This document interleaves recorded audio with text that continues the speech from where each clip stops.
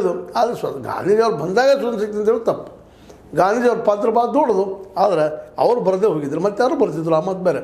ಅಂದರೆ ಇಲ್ಲಿ ಹೇಳೋ ಉದ್ದೇಶ ಏನಪ್ಪ ಅಂತಂದ್ರೆ, ಇವತ್ತು ಈ ಒಂದು ಯಡಿಯೂರಪ್ಪನವರು ಹೋದರು, ಮುಂದಿನ ದಿನದಲ್ಲಿ ಮತ್ತೆ ಅವ್ರು ಲೀಡರ್ ಬರ್ತಾರೆ, ಇಲ್ಲ ಅಂತಲ್ಲ. ಆದರೆ ಅಲ್ಲಿವರೆಗೆ ಪಕ್ಷ ಪೂರ್ತಿ ನಿರ್ನಾಮ ಆಗುವಂಥ ಸಾಧ್ಯತೆಗಳಿದ್ದಾವೆ. ಯತ್ನಾಳ್ ಇಟ್ಕೊಂಡ್ರೆ, ಯತ್ನಾಳ್ ಜೊತೆಗಾರ ಇಟ್ಕೊಂಡ್ರೆ ಪಕ್ಷ ನಿರ್ನಾಮ ಆಗ್ತೈತೆ ಅಂತೇಳಿ RSS ಅದ ಮತ್ತು ಇನ್ನುಳಿದವರ ಒಂದು ಪ್ರಬಲ ವಾದನೂ ಹೌದು. ಅವರು ಇವ್ರನ್ನ ನಂಬುವುದಿಲ್ಲ ಅನ್ನೋದು ಅಷ್ಟು ಸತ್ಯದ. ಯಾಕಂದರೆ ಇವ್ರು ಮೊದಲಿಂದ ಬದ್ಧತೆ ಇಲ್ಲ ಇವರಲ್ಲೇ. RSS ಸಿದ್ಧಾಂತ ಇವರು ಬದ್ದಾಗಿಲ್ಲ, ಯಾವ ಬೇರೆ ಬದ್ದಾಗ್ತಿರ್ತಾರೆ. ಇವರು ಬೇರೆ ಬೇರೆ ಪಕ್ಷಗಳು ತಿರುಗಾಡಿ ಬಂದವರು, ಯತ್ನಾಳ್ ಅವ್ರ ಹಿಂದೆ ತಿಂದವರು ಅನೇಕರು.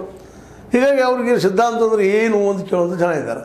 ಅದಕ್ಕಾಗಿ ಇವತ್ತಿನ ಮಟ್ಟಿಗೆ RSS ಜನ ಯಡಿಯೂರಪ್ಪರು ನಂಬಿದಷ್ಟೇ ಯತ್ನಾಳರು ನಂಬುವುದಿಲ್ಲ, ಮತ್ತು ಯತ್ನಾಳರು ರಾಜ್ಯ ಮಟ್ಟದಲ್ಲಿ ಇರಲ್ಲ ಅಂತ ಎಲ್ಲ ಈಗಾಗಲೇ ಪ್ರಸಿದ್ಧ ಅಂತ ವಿಚಾರ ಆಗ್ಯದ. ಯಾಕಂದರೆ ಯತ್ನಾಳರು ಏನೋ ಇದ್ದರು, ಅವರು ಹೌದು ಮಾತಾಡ್ತಾರೆ, ದಿಟ್ಟದಾರ, ಅವರು ಶುಗರ್ ಫ್ಯಾಕ್ಟ್ರಿಗಳು ಮಾಡ್ಕೊಂಡಿದ್ದಾರೆ, ಲೀಡರ್ ಆಗಿದ್ದಾರೆ ಬಿಜಾಪುರ ಏರಿಯಾದಲ್ಲೇ.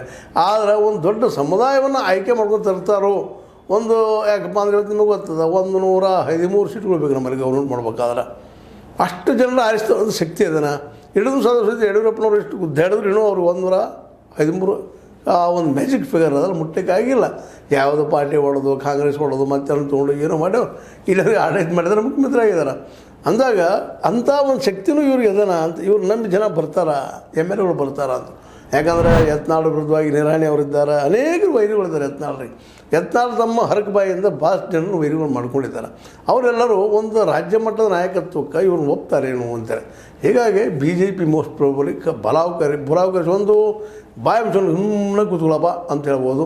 ಇಲ್ಲಾಂದ್ರೆ ನೀ ಹಿಂಗೆ ಮಾತಾಡಿದ್ರೆ ಪಾರ್ಟಿದ ಹೊರಗೆ ಹಾಕ್ಬೋದು ಅಂತ ಮ್ಯಾಕ್ಸಿಮಮ್ ಅನ್ಬೋದು. ಇದು 90%. ಇನ್ನು 10% BL ಸಂತೋಷ್ ಜಾದು ನಡೀತಿದ್ದೇನಂತೇಳಿ.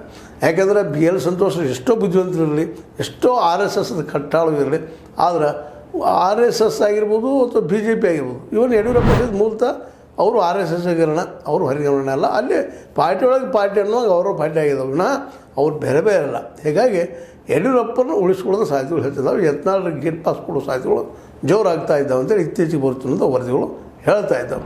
ಆದರೂ ಯತ್ನಾಳರು ಏನು ಹಿಂದೆ ಸರಿಯೋಂಗೆ ಕಾಣ್ತಾ ಇಲ್ಲ. ಯಾಕಂದ್ರೆ ಅವ್ರು ಎಷ್ಟು ದೂರ ಹೋಗಿದ್ದಾರೆ ಅಂದ್ರೆ ಮರಳಿ ಬರಲಾರ ಸ್ಥಿತಿ ಹೋಗಿಬಿಟ್ಟಿದ್ದಾರಂತ. ಟಾಲ್ಸ್ಟಾಯ್